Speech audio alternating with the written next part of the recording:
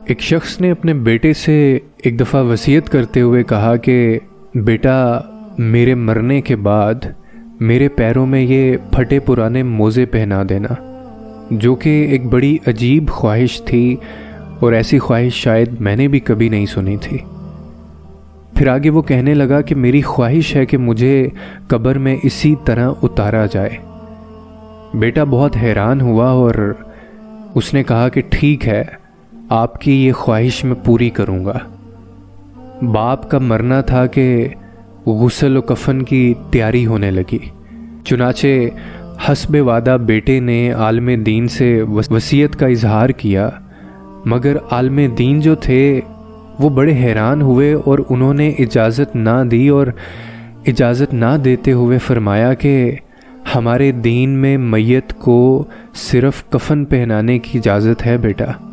میں معذرت کرتا ہوں کہ میں ایسا نہیں کر سکتا، بے شک یہ تمہارے باپ کی آخری خواہش تھی۔ لیکن بیٹے کے کافی اصرار کے بعد بھی، جس کی بنا پر اس علماء نے شہر کے تمام علماؤں کو اکٹھا کیا تاکہ کوئی نتیجہ نکال سکیں اس مسئلے کا، کیونکہ یہ اس کے لیے بھی بہت حیران کن بات تھی۔ مگر ہونا کیا تھا، لفظی تکرار بڑھتی گئی اور دونوں طرف سے سوال اور جواب آتے گئے، اور اسی وقت ایک شخص مجلس میں داخل ہوا اور اس کے بیٹے کو باپ کا خط تھما دیا، جس میں باپ کی وصیت کچھ یوں تحریر تھی: میرے پیارے بیٹے، دیکھ رہے ہو نا کہ اتنے زیادہ مال و دولت ہونے کے باوجود بھی، باغات، گاڑیاں، کارخانہ اور تمام امکانات ہونے کے باوجود بھی اس بات کی بھی اجازت نہیں ہے کہ میں ایک بوسیدہ موزہ اپنے ساتھ لے کے جا سکوں۔ ایک روز تمہیں بھی موت آئے گی، آگاہ ہو جاؤ کہ تمہیں بھی ایک کفن ہی لے کر جانا پڑے گا، لہٰذا کوشش کرنا کہ جو مال و دولت میں نے ورثہ میں چھوڑی ہے اس سے استفادہ کرنا، نیک راہ میں خرچ کرنا اور سہاروں کا سہارا بننا، اور یاد رکھنا جو واحد چیز قبر میں تمہارے ساتھ جائے گی وہ تمہارے اعمال ہوں گے۔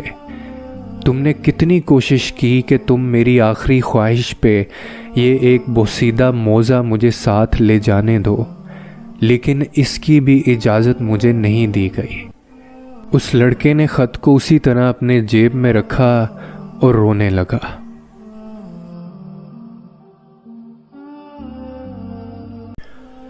پتہ ہے، میرا ایک چیز بہت پکا ایمان ہے اور یقین ہے، اور کیونکہ یہ قرآن نے کہہ دیا ہے تو یعنی یہ حرف آخر ہے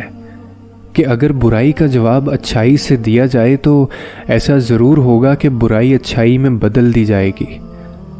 وہ شخص ہماری طرف دوستی لے کر بڑھے گا، محبت پیدا ہوگی،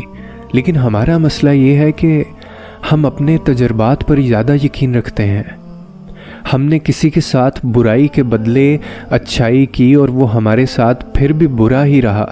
تو ہم نے یہ نتیجہ نکال لیا کہ اس کے ساتھ نیکی کرنا ہی بری بات ہے اور اس کے ساتھ نیکی نہیں کرنی چاہیے تھی،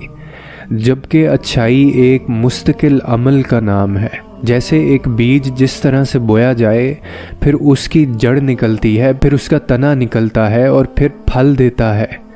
ایسے ہی ہم فوراً اپنی اچھائی کا پھل نہیں کھا سکتے، اس کے لیے وقت لگتا ہے۔ جنت بھی تو وقت ہی کا نام ہے نا، کہ ہم اعمال جمع کر رہے ہیں اور پھر رزلٹ کے بعد جنت کے حقدار ہوں گے۔ اور دوسری طرف اگر برائی کا بدلہ دوستی یا محبت کی صورت میں نہیں بھی ملتا تو کم سے کم پھر دشمنی کی صورت میں بھی نہیں ملے گا، اور پھر اگر آپ کو اس طرح کا صلہ نہیں بھی ملتا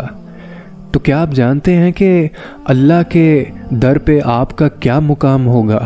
ٹوٹ کے جڑے ہوئے لوگ جو ہوتے ہیں نا، وہ کمال کے ہوتے ہیں۔ ہم اپنی ذات میں پورے کے پورے ٹوٹ چکے ہیں، بکھر چکے ہیں۔ اس ٹوٹی پھوٹی ذات کو اٹھا کر باہر پھینکنے سے پہلے ایک بار پھر سے اینٹ اینٹ تعمیر کر کے دیکھیں۔ یہ جہاں تباہ حال ہے، یہ دنیا مصیبت زدہ ہے، اس ٹوٹی ہوئی انسانی بستی کو پھر سے آباد کر کے تو دیکھیں۔ ٹوٹے ہوئے لوگ برے یا بیکار نہیں ہوتے، ٹوٹ کے جڑے ہوئے لوگ کمال کے ہوتے ہیں۔ خود کو اور دوسروں کو جوڑنے کا کمال کر کے تو دیکھیں۔ میں آپ کو جوڑنے کی کوشش کرتا ہوں، آپ مجھے جوڑنے کی کوشش کریں۔ یہ دنیا ہماری ہے، ہم ایک دوسرے کے لیے ہیں۔ ایک دوسرے کے دکھ درد سنیں، ایک دوسرے کو تسلی دیں، ایک دوسرے کے لیے سکون پیدا کریں، اور پھر دیکھیں، صرف چند کچھ لوگوں کو جوڑ کر دیکھیں، انشاءاللہ ہم کامیاب ہوں گے۔